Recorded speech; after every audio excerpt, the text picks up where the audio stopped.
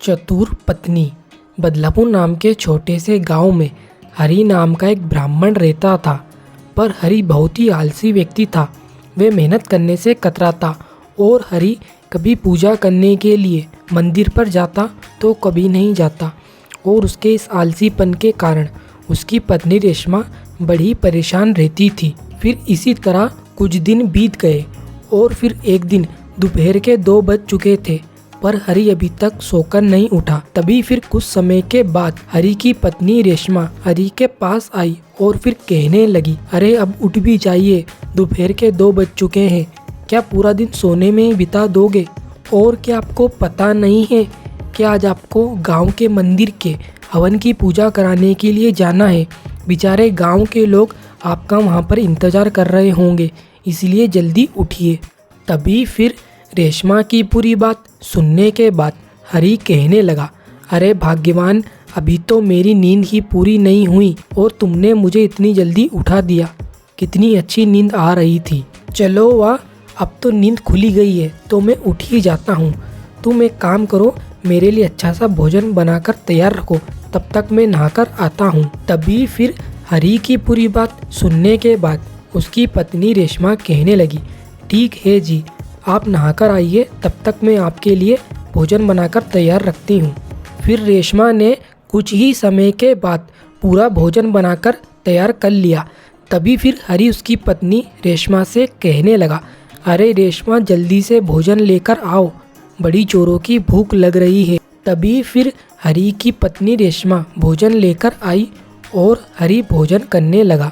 फिर भोजन करने के बाद हरि उसकी पत्नी रेशमा से कहने लगा, अरे भाग्यवान, आज का भोजन तो बड़ा ही स्वादिष्ट था, इसलिए इतना स्वादिष्ट भोजन करने के बाद नींद तो बहुत ही अच्छी आती है, इसलिए पहले मैं कुछ देर थोड़ा और सो लेता हूँ, उसके बाद ही मैं गांव के मंदिर की पूजा कराने के लिए जाऊँगा। तभी हरि की पूरी बात सुनने के बाद उसकी पत्नी रेशमा कहने लगी, अरे पूरा आधा दिन तो आपने सोने में बिता दिया और अभी भी आप कह रहे हैं कि मुझे थोड़ा और सोना है, और इतना सोना भी आपके लिए ठीक नहीं है और इतना आलसी होना भी अच्छा नहीं है।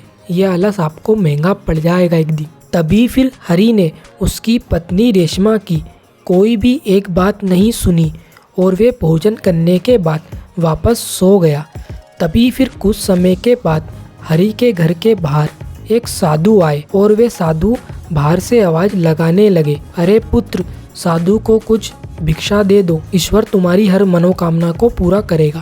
तभी फिर उस साधु की आवाज को सुनकर हरि की पत्नी रेशमा घर के बाहर आई और फिर वे साधु से कहने लगी, हाँ साधु महाराज, बताइए क्या काम है आपको?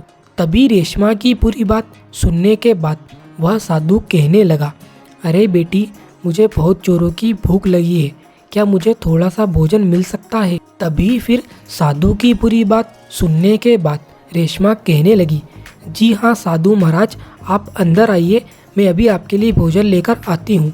तभी फिर रेशमा साधु के लिए भोजन लेकर आई और फिर वे साधु भोजन करने लगा। और फिर वह साधु भोजन करने के बाद हरि की पत्नी रेशमा से कहने लगा, अरे वाह बेटी, तुम तो बहुत ही अच्छा स्वादिष्ट भोजन बनाती हो, तुम्हारे हाथ का भोजन खाकर तो मेरी पूरी भूख ही शांत हो गई। और बेटी, तुम्हारा बहुत बहुत धन्यवाद। और बेटी, तुमने मुझे भोजन कराया है, इसलिए यदि तुम्हारी कोई भी इच्छा हो तो मुझे तुम बता सकती हो, उसे हम अवश्य पूरा करेंगे। तभी साधु की पूरी बात सुनने के बाद रेशमा कहने लगी कि साधु महाराज, आपने मेरे हाथों का भोजन कर लिया, मेरे लिए तो बस यही काफ़ी है और मुझे इसके बदले में आपसे कुछ नहीं चाहिए। फिर रेशमा की पूरी बात सुनने के बाद वह साधु हरि से कहने लगे, क्या बेटा, तुम्हारी कोई इच्छा है जिसे तुम पूरा करना चाहते हो? हमें बताओ, हम उसे अवश्य पूरा करेंगे। फिर साधु की पूरी बात सुनने के बाद हरि उन साधु से कहने लगा कि हे साधु महाराज, आप मुझे ऐसा वरदान दीजिए कि मुझे कभी भी जीवन में किसी व्यक्ति के यहाँ पर कार्य नहीं करना पड़े और मेरे सारे कार्य अपने आप ही पूरे हो जाए।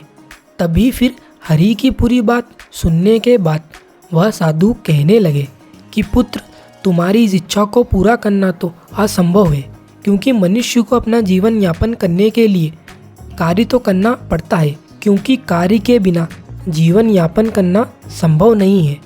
इसलिए तुम्हारी इस इच्छा को हम कभी भी पूरा नहीं कर सकते।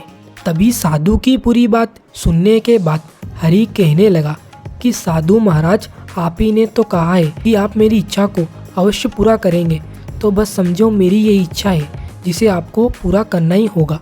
फिर हरि की इस बात को सुनकर पहले तो उन साधु ने कुछ देर सोचा और फिर वे हरि से कहने लगे, ठीक है हरि, यदि तुम्हारी यही इच्छा है तो इसे हम अवश्य पूरा करेंगे। तभी फिर उन साधु ने अपनी जादुई शक्ति से वहाँ पर एक जादुई राक्षस प्रकट किया और फिर वे साधु हरि से कहने लगे कि डरो मत हरि, यह एक जादुई राक्षस है और यह राक्षस तुम्हारा हर एक काम को पूरा कर देगा। पर हरि, एक बात का विशेष ध्यान रखना, तुम्हें हर समय इस जादुई राक्षस को कुछ न कुछ कार्य में हर समय व्यस्त रखना होगा, क्योंकि यदि यह राक्षस के पास यदि कुछ काम नहीं हुआ तो यह राक्षस तुम्हें ही खा जाएगा। और फिर इतना कहकर वह साधु वहाँ से चले गए।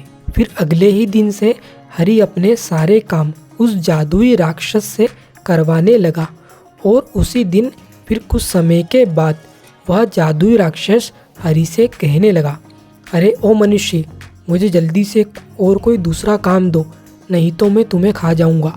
तभी राक्षस की पूरी बात सुनने के बाद हरि कहने लगा, अरे ओ जादुई राक्षस, तुम एक काम करो, बाजार जाकर सब्जियां लेकर आओ, घर पर सब्जियां खत्म हो चुकी है। वह जादुई राक्षस कुछ ही समय के बाद सब्जियां लेकर घर आया और फिर वे हरि से कहने लगा, लो मनुष्य, यह काम भी मैंने तुम्हारा पूरा कर दिया और अब जल्दी से मुझे कोई दूसरा काम बताओ, नहीं तो मैं तुम्हें खा जाऊंगा। फिर उस जादुई राक्षस की पूरी बात सुनने के बाद हरि उसकी पत्नी रेशमा से कहने लगा, अरे रेशमा, मैंने घर के सारे काम तो इस जादुई राक्षस से करवा लिए और अब तो कोई काम ही नहीं बचा है। और भाग्यवान, यदि अगर इस जादुई राक्षस को कोई दूसरा काम नहीं दिया तो यह मुझे खा जाएगा, इसलिए तुम जल्दी से कुछ करो, मेरे तो कुछ समझ नहीं आ रहा है। अभी हरि की बुरी बात सुनने के बाद उसकी पत्नी रेशमा कहने लगी, अरे आप चिंता मत करो,